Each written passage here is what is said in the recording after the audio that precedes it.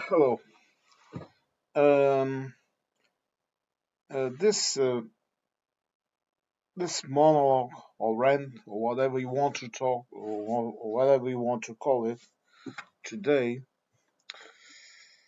uh, will be about my opinion on the rearming of Europe. What do I think about it? What are my personal fears about it? You know, this will be the main main idea of this rant. Although, as you know, if you have seen my rants before, I sometimes get lost in in other ideas and just go out into whatever comes to my mind. I'm sorry for doing it, but one thing you can be sure: I never lie because I hate it. You learn to hate lies when you're lied to, and also because I never let myself fall into that uh, pit where you only look at your belly, you only look at inside of yourself, and you just listen to what you want, what fits your narrative.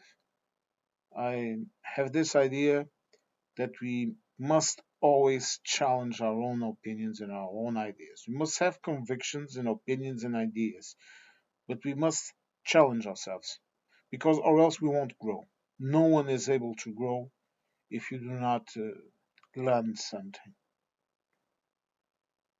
Okay? My philosophical idea is that that is one of the reasons why we exist as sentient beings. Well, continue. See, I was diverting already. Now, uh, let me start by saying this before anything else. We need this.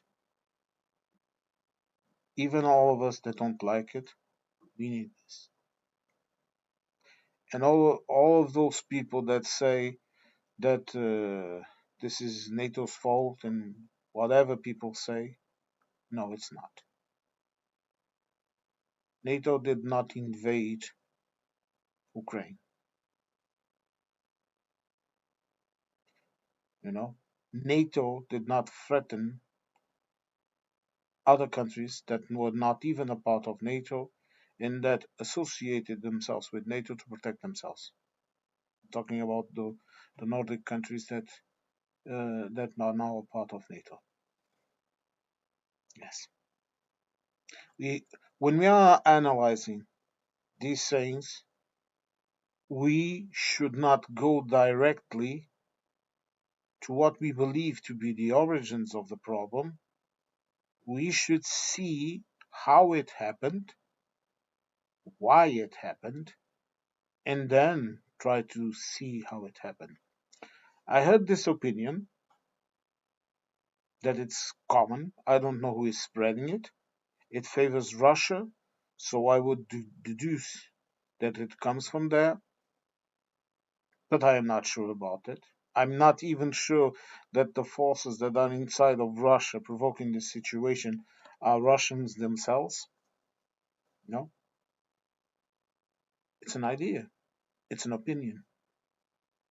But I let's not go that way. But they say this that the fact that NATO was expanding was the main cause of this problem. That Russia is only defending itself, that it was doing an actual intervention, military intervention in Ukraine to clean Ukraine and make it not be a threat to Russia. Okay. Number one, does that legitimate Russia to invade another sovereign nation? No. I want you to answer this question. Does that? Because then that a hypothetical aggressive NATO also has a reason to invade, for example, Ukraine, hmm? Or for China to invade Russia, for Iran to invade Russia. I don't know, for Russia to invade Iran. Do you understand? The basic premises is this: does that does that give a reason? Does that legitimate in the international panorama Russia to do that? Secondly, who benefits from this invasion? Who? Thirdly, what did Russia did and is doing in Ukraine? Was it greeted by the people? Did the people said thank you for freeing us from our oppressors? And I know there were issues with Russian speaking people in the eastern part of the country. I know that. But I also know they staged a coup in Crimea to be able to invade it and occupy it. And I was even willing to not blame Russia for that, because in truth, it was Nikita Khrushchev, if I remember, that integrated that part of Russia, that was Russia's Crimea, into Ukraine when there was some changes in the borders of the republics inside the USSR. And you could even say, well, they are right, Crimea is theirs. But I would also tell you this: does that legitimate Russia to violently invade? And no, it was not a local uprising. It was nothing like that. That was staged. It's proven. It's a fact. This is the first question. This is the first question I am asking you. Does it legitimate Russia to do that? And I will tell you my answer. According to international law, no. And no, international law is not at the beck and call of the United States of America or of anyone. We just had international law condemning Israel for what it is doing in Gaza. Again, I will make a video about it, a dedicated video. Not today because I'm not in the mood. And it's a little painful for me to talk about that for reasons I will explain. But international law is independent. Even the UN is a world stage where anyone can talk, where anyone can intervene and say their piece. So, continue with my reasoning. Legally, Russia did not have any legitimacy to enter Ukraine. Before this happened, Russia received guarantees that no troops would be staged near its borders by Ukraine, by other countries, NATO members, and non NATO members too. No troops would be placed at the border of Russia. In the future, even Russia could be a part of the EU, could be a part of NATO. This is the truth. But because Putin and I don't like to directly blame people, because behind the person there is always a movement, there is always a group of people. It's not the sole individual that changes. Uh, we know we are not in the times of Genghis Khan, and even Genghis Khan was the part of a tribe, of a country, of a culture. But let's call it Russia. Let's identify it with Russia. Russia received guarantees that there would be no troops. For example, near the border, there would be just the regular Ukrainian troops that, as in any country, would monitor their borders. Russia received a guarantee that the Russian-speaking people would not be attacked or whatever. They could continue to speak both in Russian and Ukrainian. Of course, naturally, being Ukrainian the national language of the country, they will also need to implement Ukrainian. But that is really not anything new because they spoke Ukrainian. Even people across the border in Belgrade and in other areas, they spoke Ukrainian. They have Ukrainian roots because there's a lot of intermingling in people. Come here to Portugal and you will see that there are there are a lot of people that are part Spanish, for example, part Portuguese in both sides of the border. It's not something that is odd. You can even go to the what we call zonas rehenes, border zones, where you have people that, for example, live in Portugal and work in Spain, or vice versa.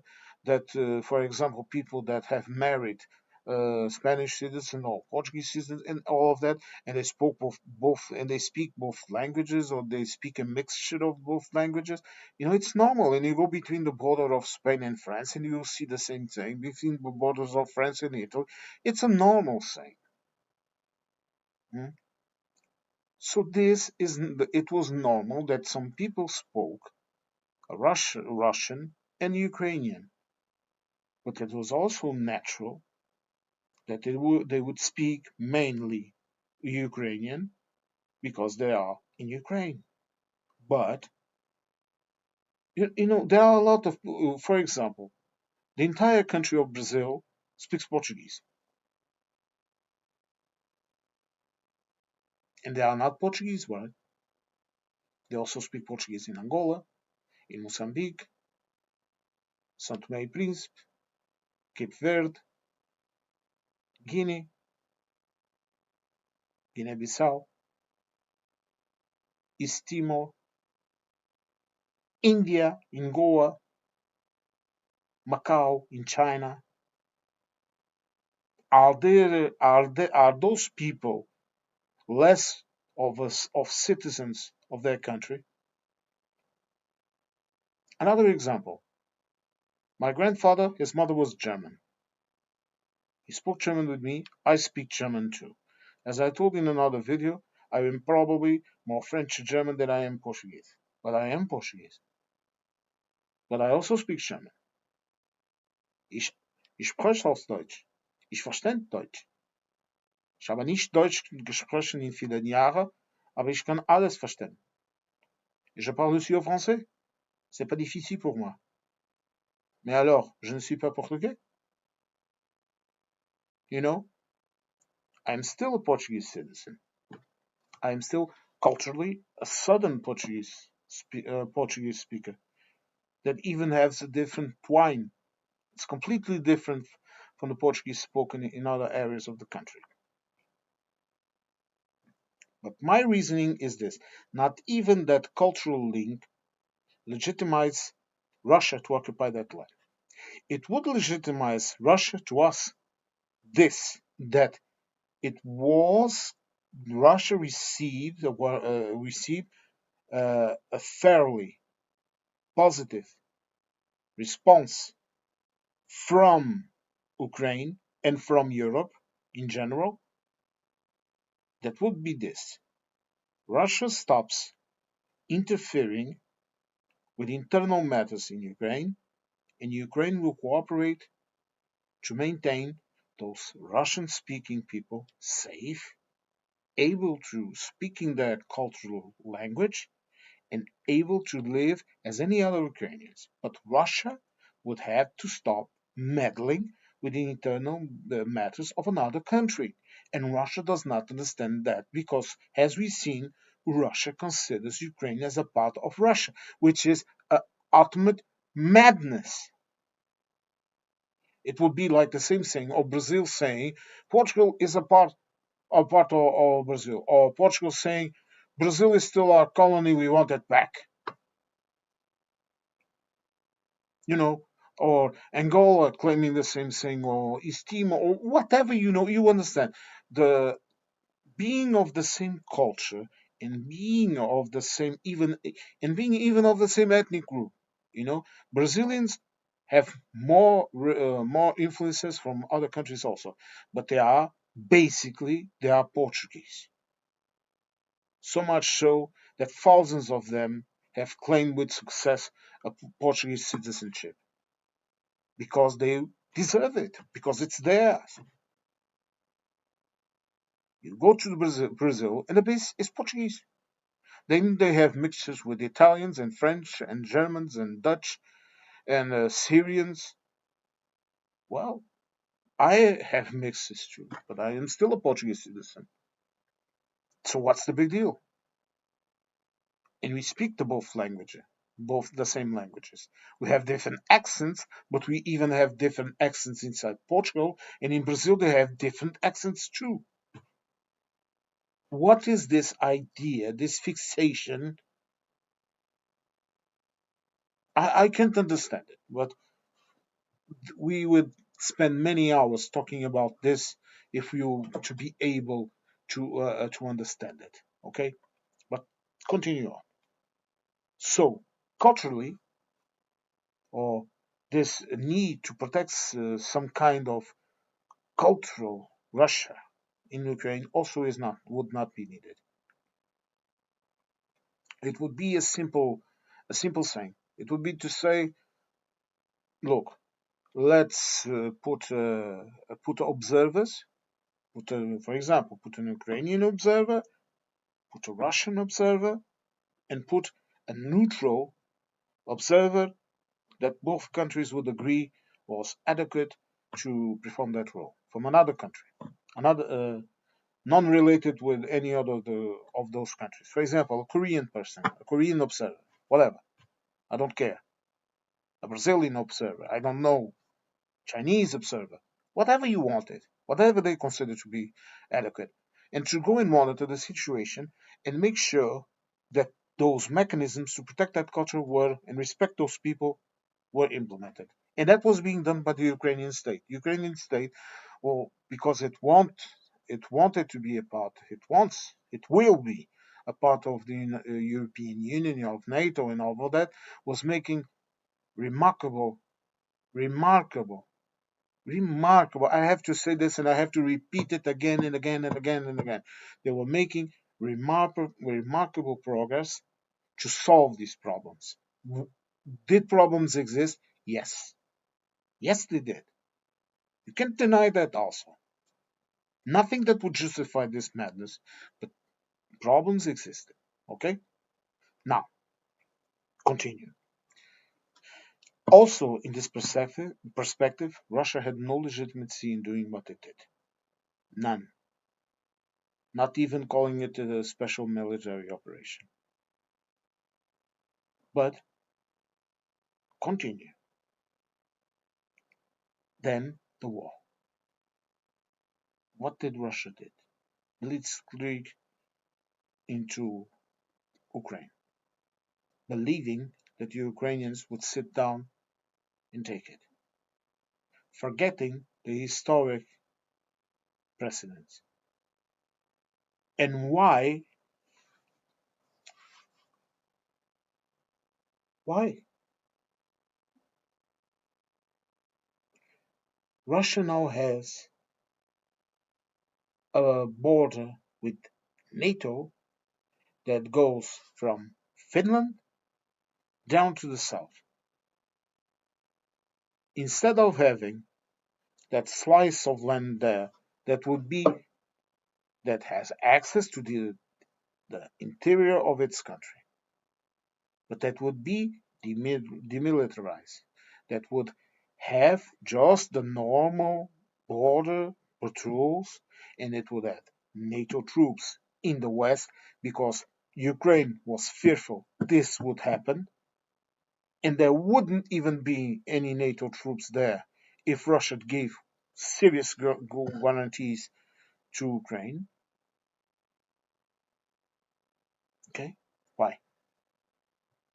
I will tell you why. Greed, pride, and the wish to submit and to rebuild some kind of mythical USSR or mythical Soviet Union that never bloody existed. You talk with people that some of them are now reminiscing of the good old days of the Soviet Union, and they will tell you how miserable people were, and they were miserable because that was a country, a union breaking down, rotten to the core with corruption, because it did not work.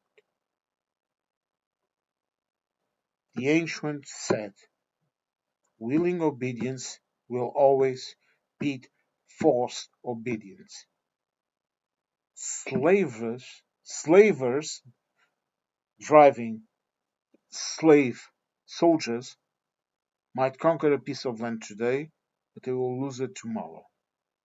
Because no slave remains in this place. A slave always looks for an opportunity to be free. You know what? You the Cossacks. They were in Ukraine. You know who the Cossacks were? Runaway slaves. Slaves.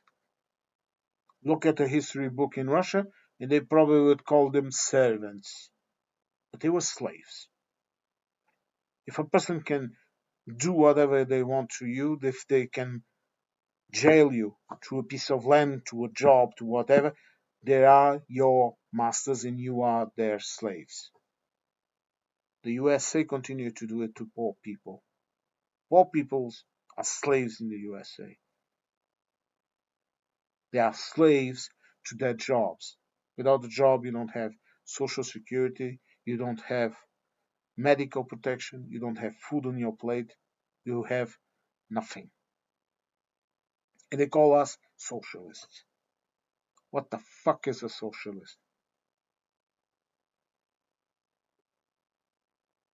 Socialists because we care about people, because we want people to be happy, because we want people to have a decent living, because we treat immigrants and illegals and even criminals with common human decency,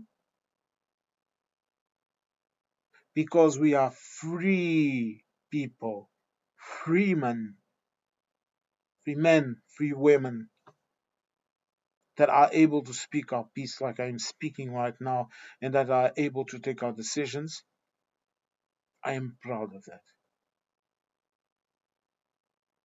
No, if we are going to speak about percentages, I even have some decent Danish in me. Maybe a Viking here that tells me that it's better to live free than die of bloody slave. You know, I would even just allow me just this little rant. I would even quote one of my favorite quotes from Robert E. Howard that I read both in English and in Portuguese, but I prefer to read things their own languages, just like I prefer to read Nietzsche in German. I bow to no man or God, and you are not a man or a God. This is one of the quotes I really like from Conan in Robert E. Howard. A very underrated writer, by the way. Just like a lot of pulp fiction writers that were so easily forgotten by the so-called scholars, but that have so much richness in their narrative, so much beauty, so much beautiful construction of words. I love words. I love languages. Maybe that is one of the reasons, besides other reasons, that I love to learn new languages and to know new languages, because it's so beautiful to see how words and how concepts are expressed through words, through written words, through spoken words. How a word can mean so many different things in so many words. But point here is that Ukrainians are no slaves. Not perfect, not an utopia with no corruption. That is ridiculous. No one would ever say such a thing. But they are not slaves, and they are not Russians, and they do not want to be Russians, and they do not want a government like Russia has. They do not want to be slaves, and I have this firm idea that not even Russians want to be slaves. And again, I never call for violence. Never. Even if I have other reasons to detest Russians, today I won't speak about it. I will speak, when I talk about Gaza, I will speak about this. Even if I have my reasons, my family reasons to hate them, I don't. Why? Because hate leads to nothing. To hate, to hate is to lose. When you are hating, you are not just damaging the other people. More than that, you are damaging yourself. You're damaging your thoughts. You're damaging your energy. Call it whatever you want. You can you can say you believe in a soul, or you can say you just believe in a chemical and electrical complex complex process in your brain that causes conscience to exist. I don't care. It's the bloody same thing, because one day we are all dead, and what happens after that, I don't know, you don't know, and no one knows. And everyone that says that he or she knows doesn't know. And I'm glad it's that way. Some mystery is always good. I always say the same thing that, for example, my mother says. I'm not afraid to die. I'm just fearful of what awaits me. If nothing awaits me, I have nothing to fear. If something awaits me, perhaps I have something to fear, but most likely I don't. But we are going too metaphysical now. Now, so here we have seen that Russia did not have any political or military need to invade Ukraine. They did not have any cultural need to invade Ukraine. And please do not repeat that same Russian propaganda garbage of this is Russia, this has always been Russia, because that is bullshit. And especially don't repeat it to me. As you know, I've spoken a little German here, I've spoken a little French here, puedo también hablar un poquito a castellano, que para mí es igual, un parlo un poquito di italiano, non molto bene, ma lo parlo, lo capisco, and some others, even a bit of Russian.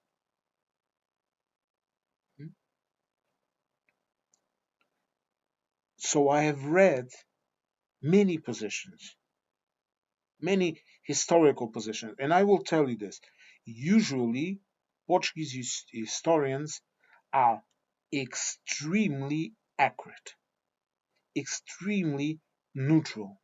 They almost have this para, paranoia. I don't know how to, almost this zealot wish to be neutral, to that sometimes lead them to even downsize or attack our own achievements. It's a cultural thing. Germans also have it. It's very unpolite to speak well of yourself. It's very unpolite to show your wealth. It's very, very impolite to have Schadenfreude. Yes. But, for example, if you want to learn a little about Portuguese history, especially, but also world history, search this name. I don't know if you will find it in English, I have no idea, but the name of a historian that died not that long ago, Portuguese historian called José Armando Saraiva. Google his shows. If you go to RTP Memoria, the archives of RTP, you will find free of charge plenty of his shows in Portuguese. Any Brazilian, for example, if you want to learn a bit more of our common history, our common ancient history, you can Google those videos and you will find them very educational because the man was a bloody genius. He was boring as hell for some people, not for a history geek like me, but he was a very accurate person, a very pragmatic and clear person, and enthusiastic. For example, I learned from him that the Portuguese from the medieval times, the early medieval ages, they used to take boats to what is today Ukraine and Crimea, probably, to buy wheat and to change and to buy wheat and amber and other stuff that we bought there and brought here. And that, for example, we took oranges to Turkey and brought back the raisins and sultanas and all those types of things. I learned that with that man, a very important person in our and very underrated in our society. I don't know why. I don't care why. I'm not here to think about it. But carrying on. And then Russia started this war, and now thousands of people are dead. Probably around 50,000 to 100,000 in Ukraine. And in Russia, I have to say this, some numbers say 1 million men. And we are just talking about soldiers, dead or incapacitated. If wounded enough, they can fight again. The damage is so great that I heard a person say that if the Russians today are 140,000 million, sorry, excuse me, in 100 years' time, they will be 80 to 90 million. And he's calling now for another draft, and he's going to throw people to die again. And I see something I always say in these occasions. In a war, I only I only am on the side of the civilians. But in this case, I will say a word to the soldiers. I'm sorry.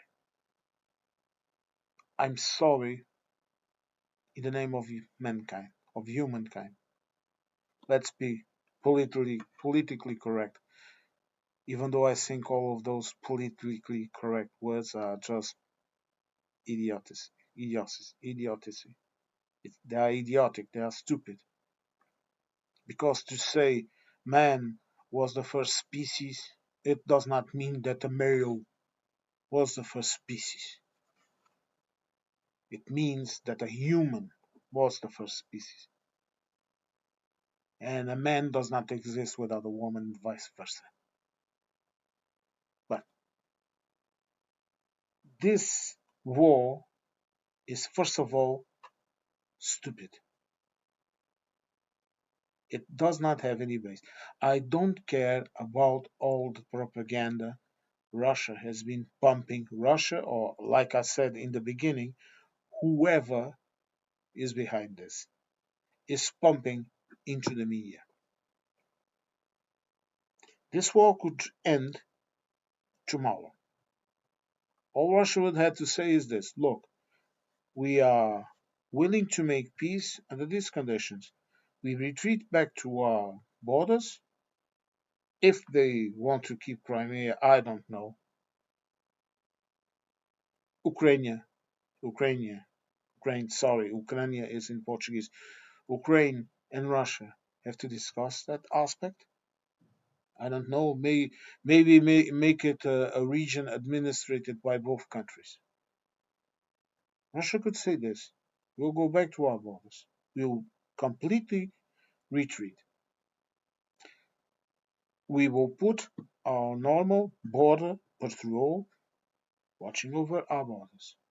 Ukraine will do the same thing. Will do the same thing. Ukraine will do whatever it wants.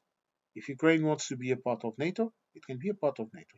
If Ukraine wants to be a part of the EU, it can be a part of the EU. But there will be a safe region,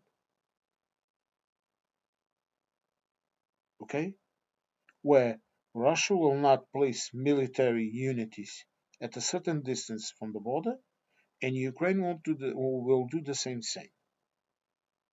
They will only keep normal forces to keep the peace, to not have any problems. For example, Russia could ask two no nuclear warheads, following the agreements of 1995, if I'm not mistaken, when Ukraine gave up its warheads to Russia. No warheads, nuclear warheads will be placed here. And then we'll discuss the damages, we'll discuss all of this. For example, Russia will forfeit all of its assets that will cease in the sanctions of the West to pay for the damages in Ukraine. Because Russia will have to pay. And no, don't tell me, but Ukraine also has to pay for the damages they did. No, Ukraine is defending itself. Ukraine could set Moscow on fire and it would still be defending itself because Russia is setting Ukraine on fire. And if you say Russia doesn't want to pay anything, it will close their borders, okay, but we will continue to not buy your products and not selling you anything. And believe me when I tell you this: when this war ends, however it ends, the sanctions won't go away. They won't go away. Do you think any European company will reinvest in Russia when they know that in the blink of an eye they can lose all their investment in Russia? Do you think Germany, for example, or any country in the EU will buy anything that it it needs from Russia after what Russia did with the blackmail with gas and oil? I'm sorry, but actions have consequences. But at least Russia would have peace and more or less of a normal relation with other countries in Europe, especially, to be able to be in peace.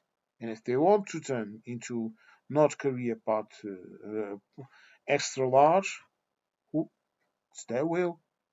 Their citizens must decide how their country is. It's not me, the other tip of Europe, that's going to decide how the Russians should run their business. But it is my business, even if ethically, politically, and moral, when they attack Ukraine. And don't talk to me about the U.S. great plans, you know, and their peace plans. What is that? Did I don't know? Did Trump also picked up a little piece of paper and say, "Look, I have a deal. like Chamberlain did with Hitler. Oh, he has Hitler. He has the Sudeten. He won't attack anyone. Yes. Later on, Poland, World War II, countless death, countless destruction. And one of the countries that suffered the most with it, Russia, is doing the exact same thing. And it will pass through the same. This is hard for me. Russia will suffer the same fate as Nazi Germany. It will pass through the same evil, through the same consequences of it. I'm not even sure if Russia won't be invaded to topple that regime. And that would cause another world war. The only chance to stop this is to enable Ukraine to force Russia to leave Ukraine, sign a peace deal, and stay in their side of the border. And even that, it will be only a temporary remedy. And this is why, in going back to the beginning of my rant, let's call it a rant, opinion monologue, call it whatever you want. This is why Europe has to be armed, has to be strong, both politically, military, and economically. It's already an economic powerhouse. Now it needs to be a political and a military potency. Europe needs to have an army. And when I say Europe, I'm not just saying the EU. The UK should participate in this. You know, the countries associated with the EU, like Norway, like Switzerland, they should participate in this. Even our allies across the sea, Canada, should participate in this. You know, the Balkans should participate in this. Turkey should participate in this. People don't like to listen to this, but I will say it with all words. Turkey should participate in this. And in the future, even the entire North African sea region that borders the Mediterranean should be a part of this. Why? Security, peace, and prosperity. Because if my neighbor is safe, if my neighbor has a filled belly, if my neighbor is free to live how he likes to live, there will be no reason for my neighbor to covet, to want to attack me. That is another thing I don't understand. Because Russia had access to it all. They had access to Europe. They could live in Europe. They could do business in Europe. They could buy things in Europe. They could vacation in Europe. They could do it all. What can they do now? What kind of life is that? War does not lead to nothing. If we don't change this paradigm of our I don't know how to call it, but the way we act, if we do not change this way we act, we will kill ourselves off. And remember that humans are not a peaceful race. We will never be a peaceful race. It's a part of us. But we need to pick up this energy and send it somewhere else.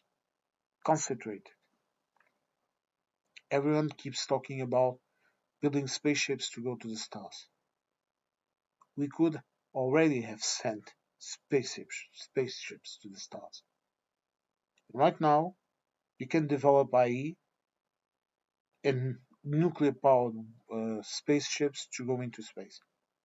because for those type of mechanisms, for mechanical machines, time is nothing.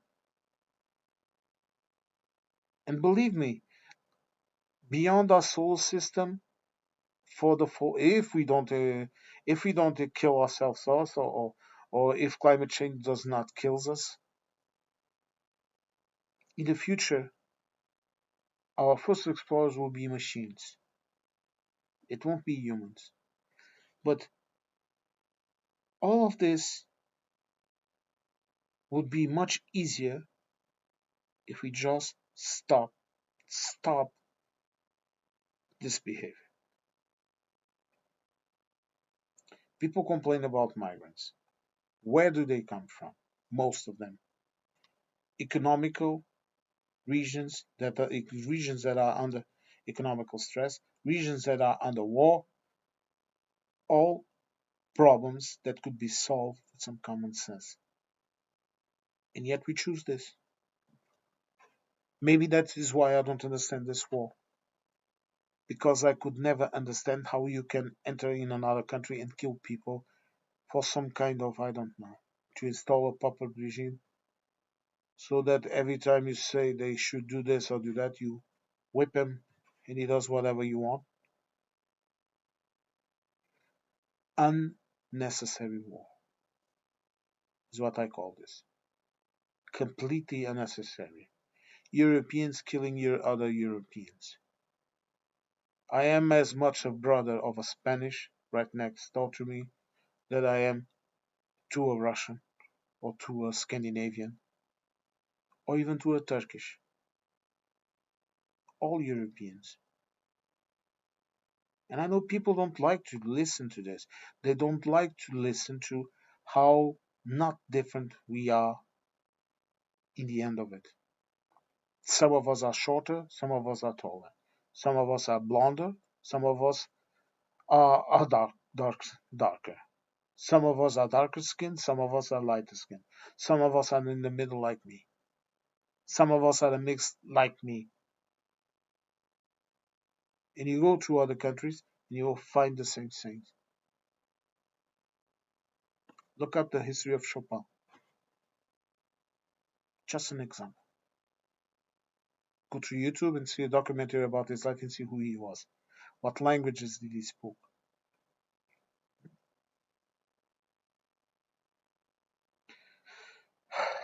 This rant has gone really long, but what my conclusion of this is that don't let yourself fooled by the propaganda that apparently is propagating Russian propaganda. As I told you, I don't know if that is the origin of it. I just know who it benefits, and it benefits Russia. There were no reasons for Ukraine to be invaded. Again, you tell me, blah, blah, blah, blah, blah, blah. There was no reason for Ukraine to be invaded. Russia, with all its might, with all the army it pretended to have, and now we see it does not have, but that in those days no one knew they were that corrupt and that ineffective. Russia could just easily obtain what it needed with a couple of phone calls, some common sense, and speaking directly to people. Send someone to Ukraine, talk with Kiev, talk with Zelensky, and said, "Look, you can do whatever you want. It's your country, but I need these guarantees because I need to keep my country safe because NATO is a real threat to me, and I understand. Look, I am telling you this. I am being truthful. I understand that. Say that, but this could have been easily solved. Instead, what did he do? Invade, hit like a bully, like a dumbass. By this, you know what? You want to know beyond all the death this has caused, the pain this has caused, what really annoys me? The lost time. Wars are time lost. Rome achieved more in its entire history in the couple of centuries, around 200 to 300 years it was at peace. Rome achieved more in those 2 or 3 centuries. And you will tell me, well, but they needed a lot of fighting to achieve it. Yes, they did. But they were living in a different time. Measure. It's like reading the Bible out of context, like some religious idiots read, or read the Quran out of context, like some other idiots do, and are trying to apply that right now, like if it was factual history. And some parts of it are factual history. The narrative of the life of Christ is a narrative, it's a factual truth. It can be proved. Just like the life of, I won't say the name because I don't want, I know it offends Muslims, so I won't do it. Then that is the only reason I will say it. I won't say the name of the Prophet because I know it offends him, and some person might be listening to me, be a devout Muslim, and it offends him. And that is the only reason, not because I'm afraid or because it bothers me. But the life of the Prophet also can be historically proven.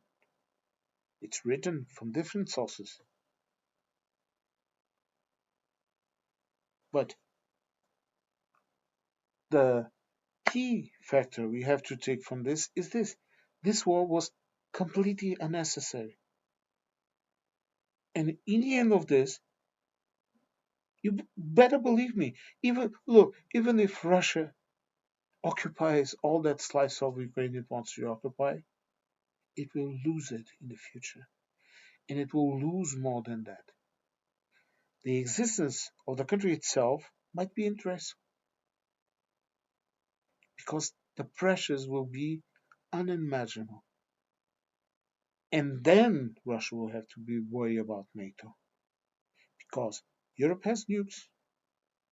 And who tells you that someone decides this? They did this to Ukraine. They will do this to Poland. They will do this to this country, this spot, this, and they will. We have to take care of this. And then under is Russia. And if you don't think that might happen, you are living in a dream world. You don't read history. You don't read.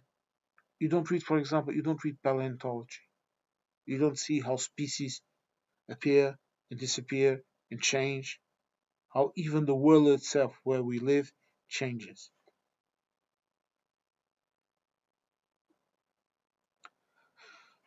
Okay, I wanted to make this video for a long time because I needed to get these ideas out into the world and to tell this war was absolutely stupid. And I talked with Ukrainian people. I heard their history, their stories. And any bloody idiot that tries to tell me this is Western propaganda, I think I will kick his ass or her ass. You have no idea of the things that I heard in the first person report directly with me and indirectly through reports that reached me that I saw because I'm a curious, hyperactive madman. You would shut up. You would shut up. You would shut up. I even saw a video, and this is about Russian soldiers, a group of Russian soldiers, kids, old enough to be my kids, 17, 18. The oldest was 19, I think. that was sent into the front with no weapons. Only one of them had some kind of, I don't know, it looked like one of those old shotgun rifles, sorry, rifles. And they were running in a field until an Ukrainian bombardment fell and killed them all except the one or two that escaped and were captured by the Ukrainians and sent to hospital. Kids, around 10 or 12 kids. I will repeat this again. Kids. Kids that should be out partying, that should be out chasing girls, that should be out studying, working, playing video games, living their lives. All those lives killed in an accident. Kids being killed in Ukraine, being bombarded, dying pointlessly. Kids kidnapped in Ukraine. And I will tell you this also. I also think of the Russian soldiers and their families. They also matter to me. But the issue is this: Russian soldiers are there as invaders, as destroyers, and they have done plenty of that. Ukrainians are merely defending themselves. So if I pity those kids that I just told you, I pity more or more. It's an more is not an adequate word because all life is worth something. But I pity differently. I feel differently for those people in Ukraine. Like a girl here in Portugal that was very happy to go into the supermarket with her mom because the bad men that used to shoot at them were not there. I will tell you this last story. You know why?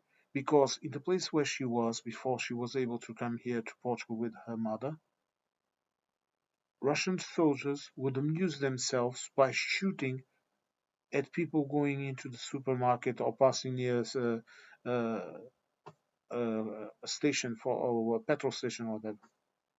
That would be their fun to shoot at people, and they kill some of them. Maybe an old person that could not walk fast enough.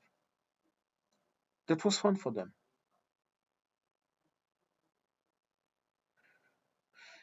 This was an unjustified war.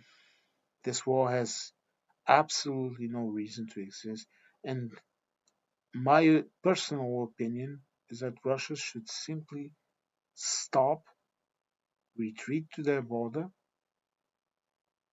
and try to stabilize this. Because if Russia continues stubbornly to say they want to occupy these lands, they want to do this, they want to do that, it won't end well. And if they get whatever they want now, in 1 year, 5 years, 10 years, 20 years, 50 years, 100 years, what they planted, what they planted, they will sow.